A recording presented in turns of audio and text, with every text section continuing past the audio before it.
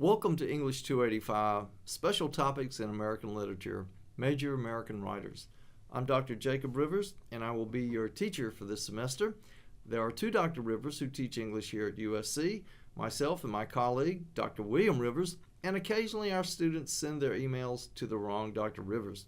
So be advised and make sure that you send your email messages to my address and mailbox. I will try to answer all emails within 24 hours. Sooner if I possibly can, but if you write after 8 o'clock in the evenings or on the weekends, you might have to wait a bit longer for my reply. My PhD is in 20th century American literature with a Southern minor. I graduated from USC in the first class of doctoral candidates that could choose Southern literature as their second field, and since then I have continued to read and to write about this distinctively Southern genre. I want to encourage any of you who have a special interest in the writing by and about the South to contact me at any time. I'm always glad to talk with anyone about Southern writers and the kinds of things that combine to make their work a distinctive and unique body of literature. Just a few of its more enduring themes are the strength of family ties, concrete personal relationships, and the sense of the weight of history. Later in this course, we will have a chance to read and to write about some of these. In terms of my individual scholarly activities, my primary research interests lie in the field of the Southern sporting narrative, and the majority of my published work addresses the continuity of themes and ideas which have permeated this important body of Southern literature. I'm particularly interested in how the traditional values of aristocratic Southern society are reflected in books, stories, and poems where we find a broad intersection of good writing and the sporting arts of the field, such as hunting and fishing. South Carolina has an especially rich heritage of Southern sporting writers, men like William Elliott from Beaufort County, Archibald Rutledge from Colleton County, and Havilah Babcock from Richland County, who, incidentally, was the chairman of the Department of English here for 27 years, from 1935 until 1962. His first book, My Health is Better in November, was only the fourth book published by the now prestigious University of South Carolina Press in 1948. It was so popular that it has never gone out of print, and I highly recommend it to any one of you who like to read about quail hunting, bass fishing, and the heartwarming stories about human and canine relationships.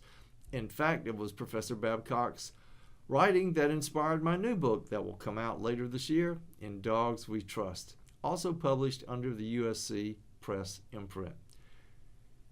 English 285 is a course for non-English majors, and I imagine some of you might be wondering why on earth a business major or a science major or a sport and entertainment management major would be required to take sophomore courses in English. I can understand that, but even though you are not English majors, and even though you are taking the course because you need to satisfy degree requirements instead of because of your love for reading and the magic of American literature, what you can learn here can be very valuable to you nevertheless, because this is not simply an English course. It is a survey course in American literature that focuses on mainstream literary documents that generations of scholars and teachers have agreed are vitally important to gaining a basic understanding of American cultural history, so that in the professional workplace where most of you will eventually find yourselves, and in the leadership positions you are training for here at the university, you will be able to recognize, to identify, and to talk knowledgeably about the major elements of American history and literature, and to help others to understand how important they are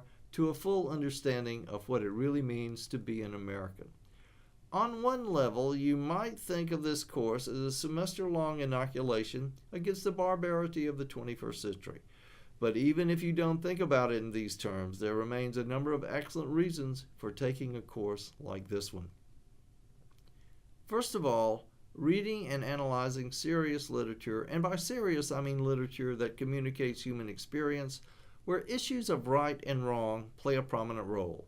The intensive study of this kind of serious literature helps us to engender a sympathetic understanding of others, primarily because it allows us to try on different identities, to get a detailed and concrete sense of how other lives are lived, of what things feel like in another life.